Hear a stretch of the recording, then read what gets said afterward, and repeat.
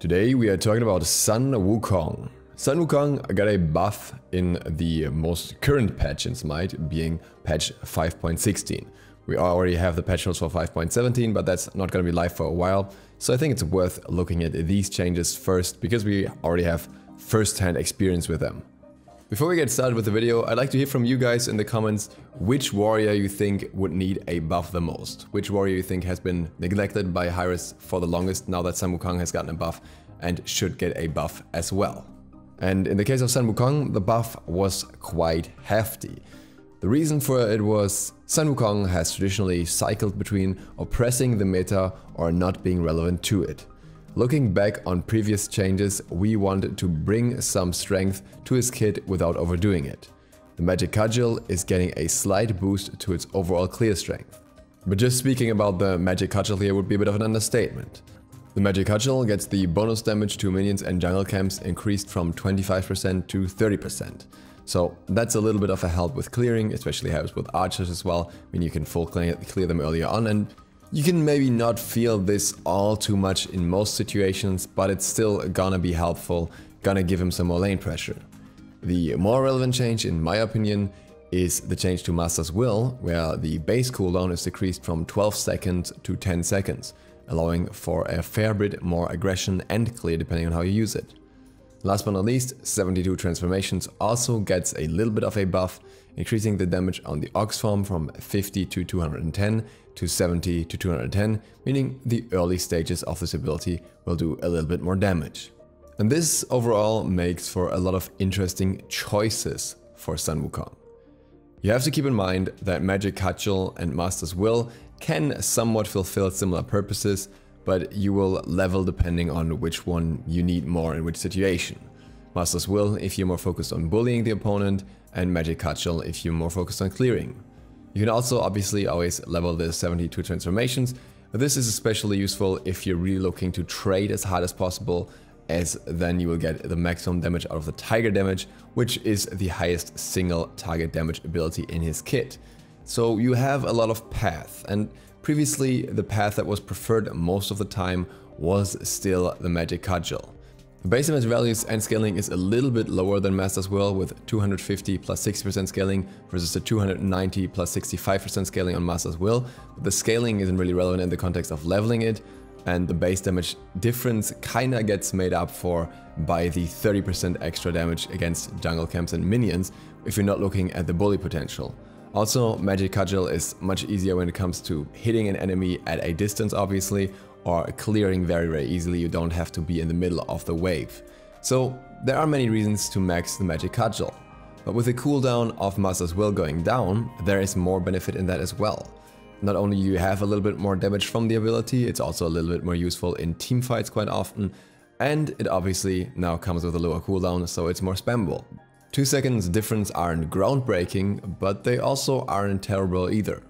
Likewise, the Ox transformation obviously can help with his clear as well. It's the only one of the 3 transformations that goes through multiple minions and deals damage.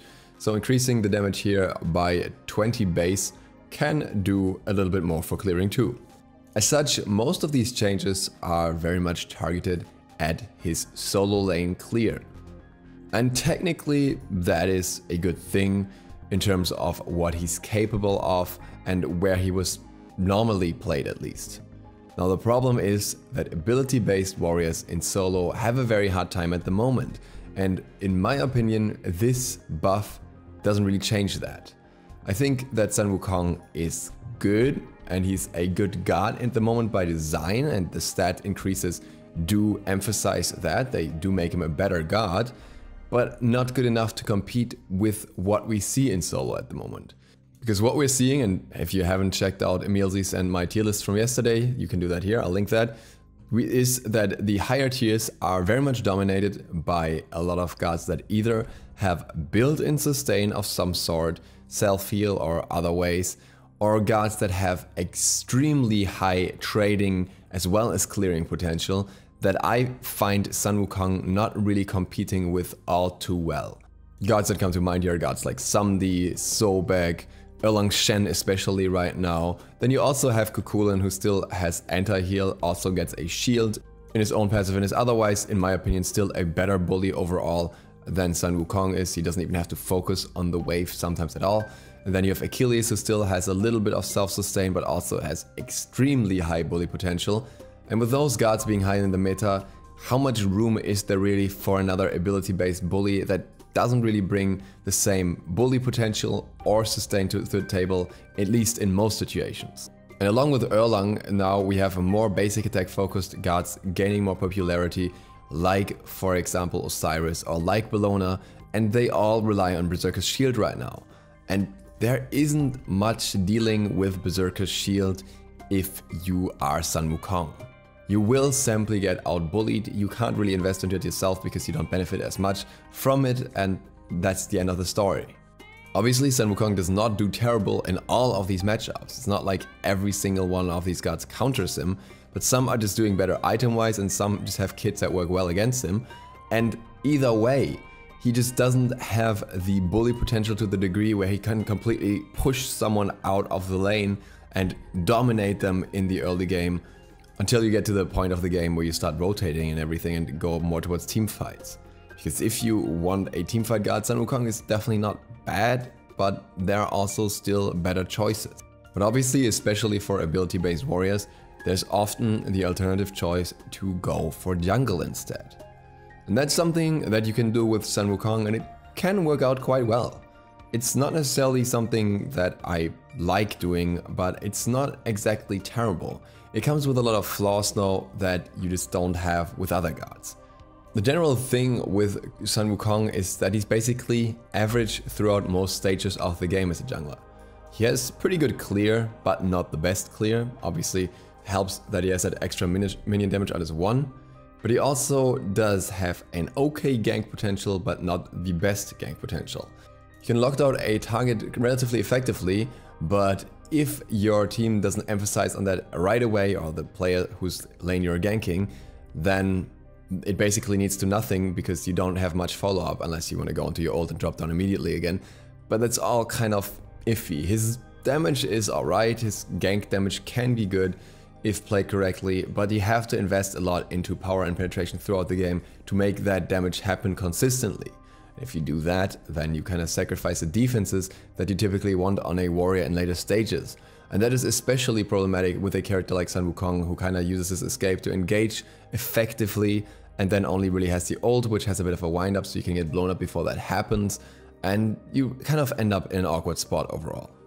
Not being able to go over walls, not having an ultimate that completely obliterates enemies in a gank, and similar issues kinda make him an average contender for jungle at best. And that combined really puts him into a rough spot. There isn't really any niche for him, any role where he does as well as you'd want him to do. He will still be picked in solo, I'm sure, because he's always a safe pick to fall back on if everything else fails, but not to the degree where I would really say it's a meta that favors him over many other gods. Now, what would change this situation?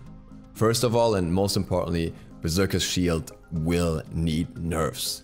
As long as Berserker's Shield is in its current state, it's way too easy to bully ability-based bullies out of the lane, and especially those that aren't geared with anti-heal and aren't exactly top tier will have a way too hard time competing against the people that can build Berserker's Shield and use it effectively. I don't think Sun Wukong directly needs any buffs at this point anymore. I think the buffs that he got are quite good. It's more that other gods need nerfs to be brought down to Sun Wukong's level. This is not only speaking about gods like Kukulin or like Achilles, but also about some other solo laners that just have been very dominant for a while now that should not be able to compete that well for that long. These guys are the reason that even outside of Conquest, Sun Wukong is not very frequently picked. He's just not as valued because others do his bully job better. Now, can we expect these changes anytime soon? I am not so sure about it, especially with Kukulin. We've been waiting for more nerfs for a while, and Berserker's Shield is still pretty new to the game, and at least in the next patch it's not getting nerfed. I'm expecting a nerf in the patch after that though. I think it's not gonna stay that strong for all too long. And that concludes my overview for Sun Wukong for the current patch. I hope this was interesting and insightful. Speaking of ability-based gods, Teats has just released a chart guide, which I will link here so you can check that out as well. And other than that, if you're new to the channel or you haven't done it yet, feel free to click the sub button and maybe the bell. It really helps me out. You can also click the like button if you enjoyed the video. Just throwing this one out there. And see you for the next one tomorrow. DukeSloth out.